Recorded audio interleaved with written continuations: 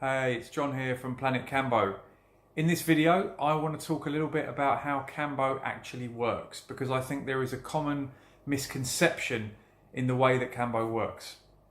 So to the untrained eye, KAMBO looks like someone has been poisoned, essentially. You give somebody frog poison, their face swells up and they vomit. So to the untrained eye, this might look like some kind of allergic reaction with the face swelling and then the body trying to release the poison through vomiting. And that's actually not how KAMBO works at all. So the way KAMBO works, as you know, it goes through the skin. We make these small burns on the skin, the KAMBO goes on the wound, and then the KAMBO goes through the lymphatic system to communicate with the brain. Now, only the active peptides and neuropeptides that are contained within the KAMBO secretion actually enter the body. So the KAMBO doesn't actually act as a poison once it goes through the skin. So the KAMBO goes through the skin, through the lymphatic system to the brain.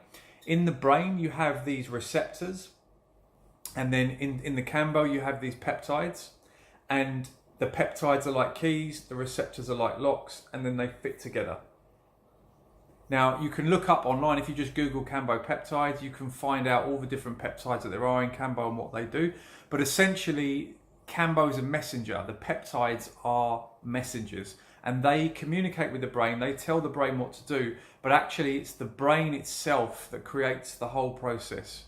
So it's not the KAMBO, it's not the poison. This person's not been poisoned.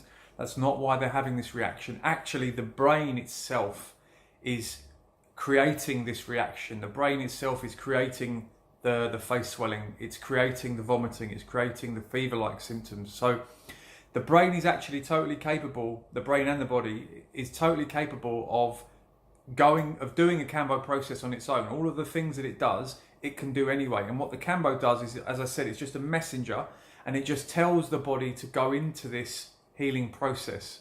So for example, when you get the flu, you get a fever, your body temperature raises, and that's in order for your body to be able to kill the virus that you have when you have flu.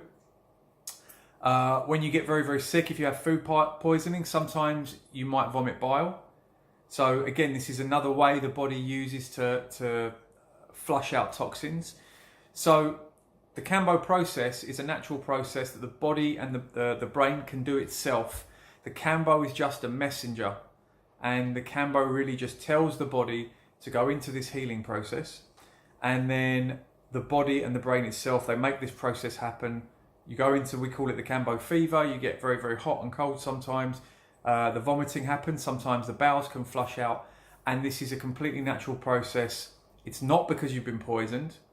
And it may feel very, very unpleasant when it's happening. For those of you that have taken KAMBO, it's a confronting medicine. You have to really face your stuff. It's an unpleasant process, but you feel great after. It's well worth the effort. So I hope that shed some light for you on the way that KAMBO works.